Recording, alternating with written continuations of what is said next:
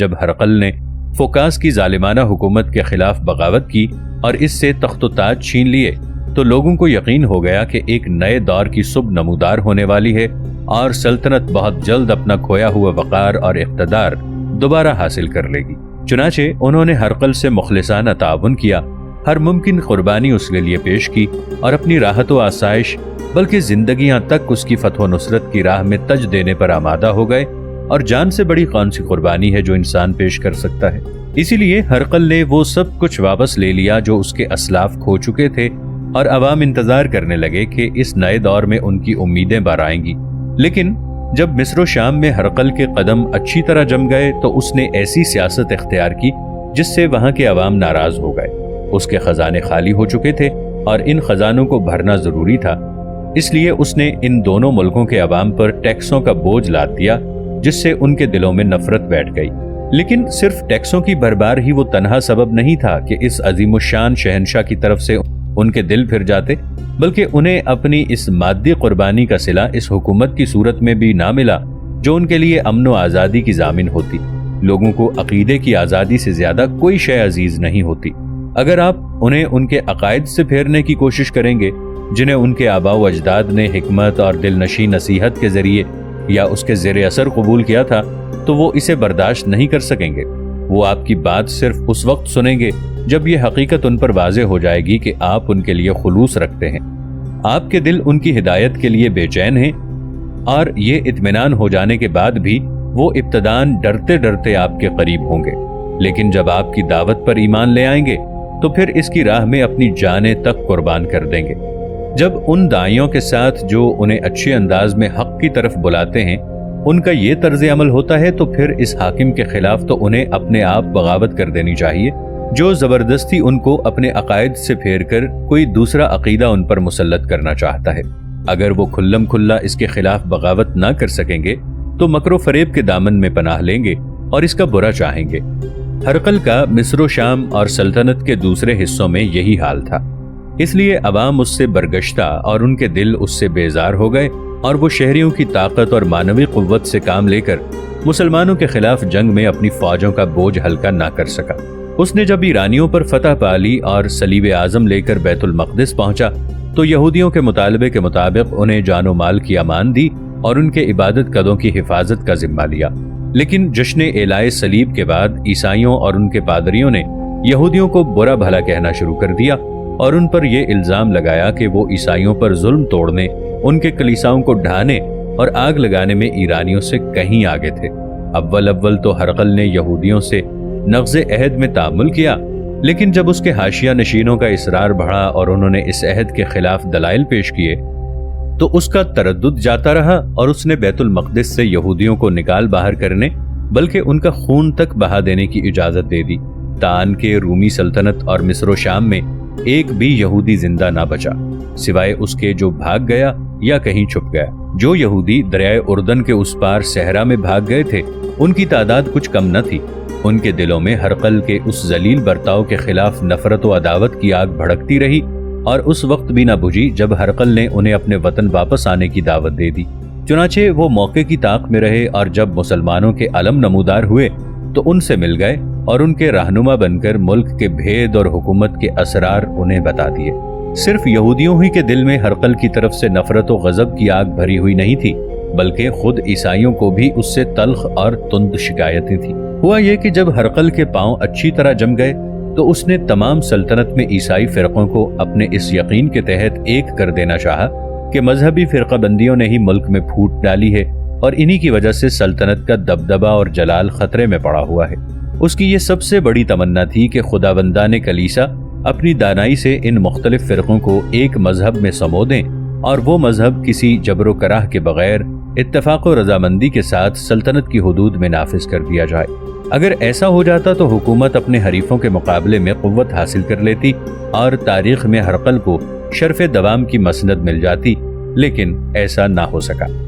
مذہبی فرقے علی حالہ قائم رہے اور شہنشاہ مجبور ہو گیا کہ لوگوں کو سرکاری مذہب کی اطاعت پر زبردستی آمادہ کرے۔ چنانچہ جس نے انکار کیا اسے نشانہ ستم بنایا گیا۔ عوام سرکاری مذہب قبول کرنے سے بچتے تھے اور انہیں سزائیں دی جاتی تھی۔ انہوں نے سرکاری افسروں کی شکایت ہرقل سے کی لیکن وہ کانوں میں تیل ڈالے بیٹھا رہا اور اس کا نتیجہ یہ ہوا کہ رعایا کا اعتماد اس پر سے اٹھ گیا اور دلوں میں اس کے خلاف نفرت نے اپنا گھر بنا لیا۔ اس میں کوئی شک نہیں کہ مذہبی اتحاد کی اس کوشش میں ہرقل کی نیت نیک تھی، لیکن اس نے ایک حقیقت کو فراموش کر دیا جسے پیش نظر رکھتا تو ہرگز جابرانہ روش اختیار نہ کرتا اور عوام کبھی اس کے خلاف نہ ہوتے۔ عوامی معاملات میں قوانین کا اتحاد مستحسن ہی نہیں ضروری ہے، اور ان معاملات سے متعلق قانون کی اصلاح میں خواہ کتنا ہی اختلاف رائے کیوں نہ ہو، اگر کبھی یہ خطرہ پیدا ہو جائے کہ ان کا غلط اثر پڑ رہا ہے تو اسے بدلا جا سکتا ہے۔ لیکن عقیدے کے معاملے میں ضمیر کی آزادی کو قانون محدود کر سکتا ہے نہ منظم، اس لیے کہ جس طرح خواہش ہماری مادی زندگی کی اصل ہے، اسی طرح یہ آزادی ہماری انسانی زندگی کی بنیاد ہے۔ چنانچہ لوگ اسے کسی عنوان برداشت نہیں کرتے۔ جو کوئی اسے فنا کر دینا چاہتا ہے اس کے خلاف اپنی تمام تر قوتوں کے ساتھ بغاوت کر دیتے ہیں۔ ناظرین، آگے بڑھنے سے پہلے کامنٹ سیکشن میں ہمیں اپنی آراء سے ضرور آگاہ کیجیے گا کہ آپ کو ہماری یہ سیریز کیسی لگ رہی ہے۔ آئندہ آنے والی اقساط سے باخبر رہنے کے لیے ہمارے چینل کو سبسکرائب کر لیں اور ساتھ موجود بیل آئیکن کو ضرور کلک کر لیں۔ شکریہ۔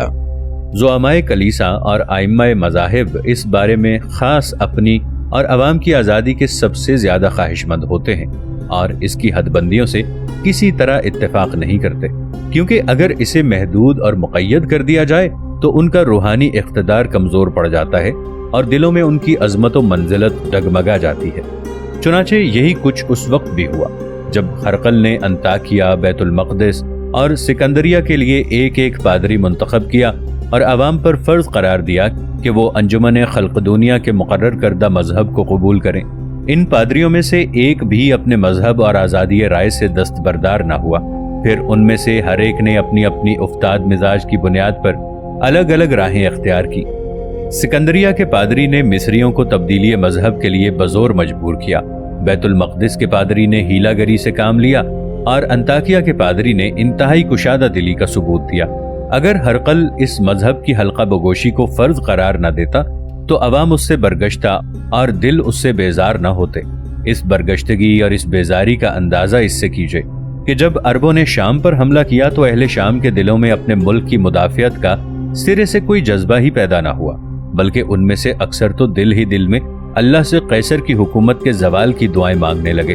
ابو الفرج عبری لکھتا ہے، لوگوں نے جب ہرقل سے شکایت کی تو اس نے کوئی جواب نہ دیا، اس لیے خدائے منتقم نے عرب کے ہاتھوں ہمیں روم کے پنجائے استبداد سے نجات دلائی، اور اس کی یہ نعمت ہمارے حق میں بہت بڑی نعمت ثابت ہوئی کہ اس نے ہم کو رومیوں کی دست درازیوں سے بچایا اور ہم نے ان کی شدید کراہت، ناقابل برداشت عداوت سے چھٹکارا پا لیا۔ ٹیکسوں کی بھرمار، یہودیوں کی نفرت اور مذہبی تشدد، یہ تین اسباب اور عوامل تھے جن کی بنا پر اہل شام رومیوں کو لڑتے دیکھتے رہے اور ان کی مدد کا کوئی جوش، ان کی اعانت کا کوئی جذبہ ان کے دل میں پیدا نہ ہوا۔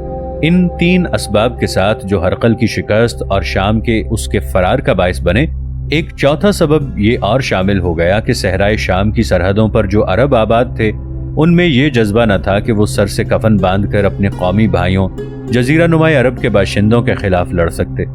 شاید یہ ایک جبلہ بن اہم ہی تھا جو ان عربوں میں سب سے زیادہ ہرقل کی نصرت و حمایت کا جوش اپنے اندر پاتا تھا، اس لیے کہ اپنی حکومت کے سلسلے میں وہ ان رومیوں کا احسان مند تھا جنہوں نے اسے ہر طرح سے نوازا، اور جب یہ محسوس کیا کہ مسلمانوں کے حملے سے اس کا اقتدار خطرے میں پڑ گیا ہے تو اس کی نصرت و اعانت کے لیے ہر ممکن کوشش کی۔ اس کے باوجود تاریخ کی کتابوں میں جبلہ کی حمایت کا کہیں ذکر نہیں ملتا۔ صرف وہی ایک ناقابل اعتبار واقعہ ہے جس کی طرف ہم نے فتح قنسرین کے ذیل میں اشارہ کیا ہے اور جسے سقہ مورخین نے اپنی کتابوں میں جگہ نہیں دی۔ جو فضا ہرقل اور اس کی فوجوں کو محیط تھی وہ آپ دیکھ ہی چکے ہیں۔ پھر تعجب کی کیا بات ہے اگر مصیبتیں ہرقل پر ٹوٹ پڑیں، اس کا ستارہ اقبال غروب ہو جائے اور وہ مایوسیوں اور نامرادیوں کا بوجھ اپنے اوپر لاد کر ٹوٹے ہوئے دل کے ساتھ بزنطینہ کی طرف بھاگ جائے۔ یہی اسباب تھے جن کی بنا پر وہ فوج کی قیادت دوسروں کے سپرد کر دیا کرتا تھا۔ عہد صدیقی میں اسلامی فوجوں نے عراق میں جو کارنامے سر انجام دیے تھے وہ اس کے کانوں تک پہنچ چکے تھے، چنانچہ اس نے بہتر یہی سمجھا کہ تزارق کو ایک بھاری لشکر دے کر یرموک روانہ کر دے۔ جب اس لشکر کو شکست ہوئی اور تزارق اس جنگ میں مارا گیا تو اس نے اس خوف سے خود جنگ میں حصہ لینا مناسب نہ سمجھا کہ کہیں اسے شکست نہ اٹھانی پڑے اور اس کا مجدد و مشرف کہیں میدان کارزار میں ہی دفن نہ ہو جائے۔ بہت ممکن ہے کہ اب اس نے نبی عربی علیہ التحیت و تسلیم کے مکتوب گرامی کو یاد کیا ہو جو وحیہ رضی اللہ عنہ بن خلیفہ کلبی نے بیت المقدس کے رستے میں اسے پہنچایا تھا جب وہ حضرت عیسیٰ علیہ السلام کی قبر پر صلیب اعظم واپس لے کر جا رہا تھا۔ اسے خیال آیا ہو کہ اس مکتوب مقدس کی اس نے کس قدر توہین کی تھی اور اس کے ساتھ کتنی بے پرواہی سے پیش آیا تھا۔ اب محمد صلی اللہ علیہ وآلہ وسلم کی پیروی کرنے اور آپ صلی اللہ علیہ وآلہ وسلم کی رسالت پر ایمان لانے والے وہی عرب ہیں جو فاتح حملہ آوروں کی صورت میں اس ملک پر یلغار کر رہے ہیں۔ وہ زندگی کے مقابلے میں موت سے زیادہ محبت کرتے ہیں، اس لیے اللہ انہیں زندگی کی نعمتوں سے مالا مال کر رہا ہے۔ بھلا ان غازیان اسلام کے سامنے اس کی وہ فوجیں کیسے ٹھہر سکتی ہیں جو طاقت کا ایک تھپڑ برداشت نہیں کر سکتی، جنہیں فرار میں کوئی بھی ذلت محسوس نہیں ہوتی؟ بھلا ہرقل جب اس کی اور اس کے لشکر کی یہ حالت ہو فتح یاب کیسے ہو سکتا ہے؟ بلکہ وہ عظمت و سیادت کی بلندیوں سے ذلت و بدبختی کی پستیوں میں گرنے سے کس طرح بچ سکتا ہے؟ وہ یہ بھول گیا تھا کہ اس کائنات ہستی میں خدائے بزرگ و برتر کے چند قوانین ہیں جن میں کبھی تبدیلی نہیں ہوتی اور جن سے لا علمی انسان کو ضلالت و گمراہی کی تاریکیوں میں دھکیل دیتی ہے۔ یہی بھول ہرقل کی تباہی کا باعث ہوئی اور اسی نے اس کو تاریخ میں عبرت اندوزوں کے لیے سامان عبرت بنا دیا۔ جبلہ بن ایہم نے ہرقل کا انجام دیکھا اور یہ بھی کہ شام کے اکثر عربی قبائل دوڑ دوڑ کے اسلام قبول کر رہے ہیں۔ اسے یقین ہو گیا کہ اب اس ملک کے اور اس کے وقار کی بقا اسی میں ہے کہ وہ اور اس کے عزیز و اقارب اسلام قبول کر لیں۔ چنانچہ اس نے اپنے اور بنو غسان کے قبول اسلام کی اطلاع حضرت ابو عبیدہ رضی اللہ عنہ کو دی، جس سے امین الامت رضی اللہ عنہ کو بے انتہا خوشی ہوئی اور انہوں نے یہ خبر بارگاہ خلافت میں بھیج دی۔ حضرت عمر رضی اللہ عنہ یہ سن کر مسرور ہوئے۔ اس کے بعد جبلہ نے حضرت عمر رضی اللہ عنہ سے مدینہ حاضر ہونے کی درخواست کی اور اجازت ملنے پر اپنے 500 رشتہ داروں کو ساتھ لے کر مدینے روانہ ہوا۔ حضرت عمر رضی اللہ عنہ نے اس کے استقبال کا حکم دیا اور مدینے کا ہر چھوٹا بڑا شہر سے باہر نکل کر اس کی آمد کا انتظار کرنے لگا۔ جبلہ نے اپنے 200 ہمراہیوں کو ہتھیار سجانے اور ریشمی لباس پہننے کا حکم دیا۔ یہ لوگ گھوڑوں پر سوار ہوئے جن کی دموں میں گرہیں لگی تھیں اور گلوں میں سونے چاندی کے قلادے پڑے تھے۔ جبلہ نے اپنا تاج پہنا جس میں اس کی دادی ماریا کے کانوں کی بالیاں ٹکی تھیں۔ اہل مدینہ اس کی یہ آن بان دیکھ کر حیرت میں رہ گئے۔ جبلہ حضرت عمر رضی اللہ عنہ کی خدمت میں حاضر ہوا تو امیر المؤمنین رضی اللہ عنہ نے اسے خوش آمدید کہا اور ازراہ لطف و مہربانی اپنے پہلو میں جگہ دی۔ جبلہ کچھ دن مدینہ میں رہا۔ اس کے بعد حضرت عمر رضی اللہ عنہ کے ساتھ حج کو گیا۔ وہ خانہ کعبہ کا طواف کر رہا تھا کہ اس کا تہبند بنو فرازہ کے ایک شخص کے پاؤں تلے آ کر اتر گیا۔ جبلہ نے اس کی ناک پر مکہ مار دیا۔ وہ شکایت لے کر حضرت عمر رضی اللہ عنہ کی خدمت میں پہنچا۔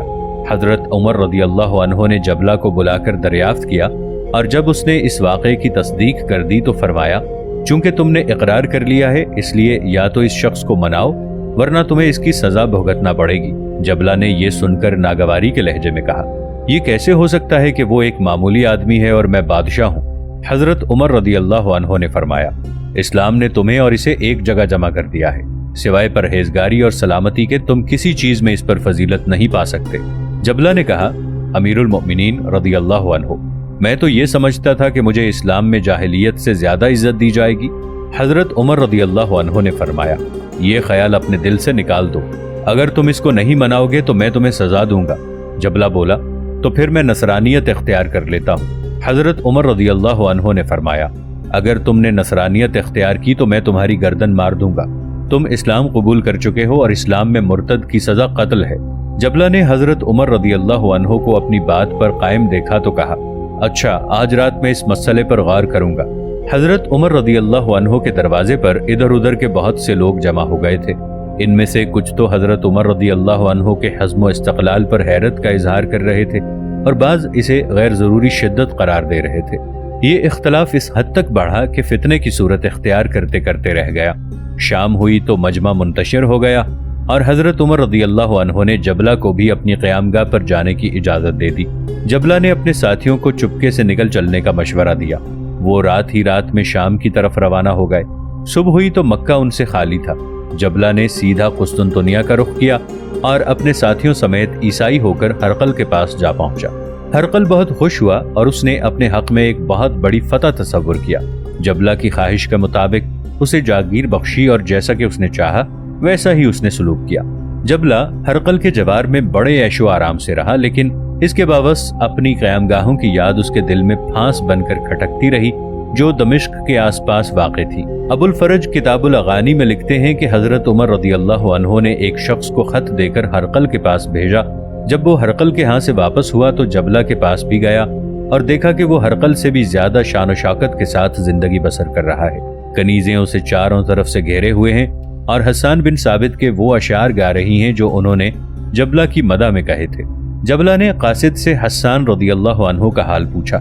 कासिद ने बताया उनकी आंखें जाती रही हैं और वो बहुत ज़ईफुल उम्र हो गए हैं। जबला ने कनीज को 500 दीनार और 5 रेशमी पोशाकें लाने का हुक्म दिया और कासिद से कहा हसन को पहुंचा देना। इसके बाद कासिद को भी इतना ही इनाम देना चाहा, लेकिन उसने इनकार कर दिया। जबला रो पड़ा और कनीजों से कहा मुझे और रुलाओ। कनीजों ने अपने अपने ऊद उठाए और जबला के इन अशार को नगमे में ढालने लगी, जिनका तर्जुमा है कि मैंने एक तमाचा खाकर कबीले के सरदारों से मदद चाही। अगर मैं इस पर चुप हो जाता तो कोई बुरी बात ना होती, लेकिन मुझे गुस्से और गुरूर ने घेर लिया और मैंने सही आंख कानी आंख के बदले बेच डाली। काश मेरी माँ ने मुझे जन्म ही ना दिया होता और काश मैं वही बात मान लेता जो उमर ने कही थी। काश मैं तराई में अपना गल्ला चराया करता या रबी या मुदर के यहाँ कैद ही में रहा होता, और काश शाम में अदना औकात बसर करता और अपने हम कौमों में बहरा और अंधा होकर रहता। कासिद मदीने वापस हुआ और हजरत उमर रदियल्लाहु अन्हु को जबला का हाल सुनाकर इस इनाम का जिक्र किया जो उसने हजरत हसन रदियल्लाहु अन्हु को भेजा था। जब रसूल अल्लाह सल्लल्लाहु अलैहि वसल्लम के शायर ने दीनार और कपड़े ले लिए तो ये अशार पढ़ते हुए अमीरुल मोमिनीन की बारगाह से चले गए। इनका तर्जुमा है इब्ने जफना ही अपने कबीले में बाकी रह गया है। उनके बुजुर्गों ने उन्हें कमीनापन नहीं सिखाया। वो मुझे उस वक्त भी नहीं भूला जब उसे शाम में इतना इख्तदार हासिल था कि उसने कभी रोमियों से भी मदद नहीं चाही। वो बहुत कुछ अता करता है, लेकिन ये समझता है जैसे उसने कोई मामूली सी चीज दी हो। बाज़ रिवायात में है कि जबला अपनी इन क़यामगाहों के लिए बेइंतहा बेचैन था जो अतराफ़े दमिश्क में थी, और ये ख्वाहिश जाहिर की कि अगर हजरत उमर रदियल्लाहु अन्हु अपनी किसी साहिबजादी का निकाह उससे कर दें तो वो दोबारा इस्लाम कबूल कर सकता है। लेकिन इससे पहले कि उसकी ख्वाहिश के जवाब में हजरत उमर रदियल्लाहु अन्हु का इनकार उस तक पहुंचे, वो मर गया। ये रिवायत सही नहीं है, इसलिए कि जबला हजरत मुआविया रदियल्लाहु अन्हु बिन अबी सुफियान के ज़माने तक जिंदा रहा। कहते हैं कि हजरत मुआविया रदियल्लाहु अन्हु ने उसके पास पैगाम भेजा कि अगर वो दोबारा इस्लाम कबूल कर ले तो सारा गौत दमिश्क उसे जागीर में दे दिया जाएगा, लेकिन उसने इनकार कर दिया। ये भी कहा जाता है कि जबला ने हजरत मुआविया रदियल्लाहु अन्हु के पास ये अर्ज़दाश्त भेजी थी कि अगर वो उसकी क़यामगाहें और गौता दमिश्क के 20 गांवों से अता फरमा दें तो वो दोबारा मुसलमान होने को तैयार है। हजरत मुआविया रदियल्लाहु अन्हु ने उसकी दरखास्त कबूल कर ली, लेकिन जब उनका खत पहुंचा तो वो मर चुका था। इन दोनों आखिरी रिवायतों में इस तरह मुताबकत पैदा की जा सकती है कि जबला ने पहले तो हजरत मुआविया रदियल्लाहु अन्हु की पेशकश नामंजूर कर दी, लेकिन बाद को उसे अपनी इस हरकत पर नदामत हुई और जिस चीज से इनकार किया था उसे कबूल कर लिया। मगर इससे पहले कि हजरत मुआविया रदियल्लाहु अन्हु की मंजूरी का जवाब उसे मिले, वो दुनिया से रुखसत हो चुका था। कुस्तुनतुनिया में जबला के साथ उसके अजीज़ो अकारिब भी मुकीम थे, जिन्हें शाहाने रूम ने अपने तकर्रुब एजाज से नवाजा और वो रूमी सल्तनत के जवाल तक दरबारियों में शामिल रहे। इसकी तस्दीक इससे होती है कि हरकल के महल में कुछ लोग ऐसे थे जिन्हें जबला के नाम से पुकारा जाता था, और जबला एक अरबी नाम है जिससे यूनानी और रूमी जबला बिन अहम के पाए तख्त में आने से पहले ना आशना थे। जबला हरकल के पास अपने घरों की याद में मुस्तरब व बेताब रहा और हरकल अपने पाए तख्त की याद में गमगीन और उदास।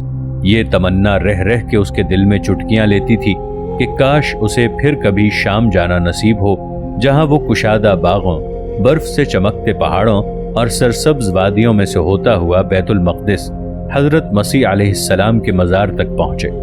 तो क्या शाम को आखिरी तौर पर अलविदा कहने के बाद उसने फिर इस सरजमीन की तरफ लौटने की कोशिश की, या उसकी हिम्मत ने उसे जवाब दे दिया?